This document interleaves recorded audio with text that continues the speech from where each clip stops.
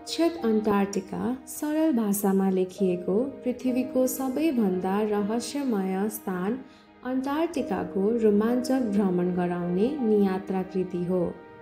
यस पुस्तकले अन्टार्कटिकाको दृश्य चित्र मात्र प्रस्तुत गर्दैन, पृथ्वीको भविष्यप्रति हामीलाई सचेत हुन प्रेरित पनि गर्छ।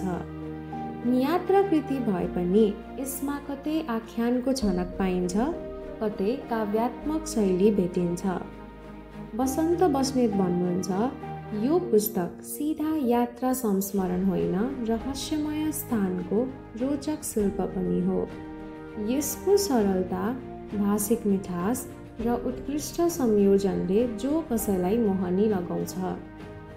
रविन्द्र समीर भन्नुहुन्छ, नेपाली साहित्यमा सिङ्गो अन्टार्कटिका नियात्राको प्रथम पुस्तक अक्षत अन्टार्कटिका गुणवत्तामा पनि प्रथम लाग्दछ। नेपाली साहित्यमा अक्षत अन्टार्कटिका अमूल्य खजाना हो। यो नौलो स्वाद हरेक साहित्यका पारखी विद्यार्थी तथा पर्यटनमा रुचि लाग्ने सबैलाई उपयोगी छ।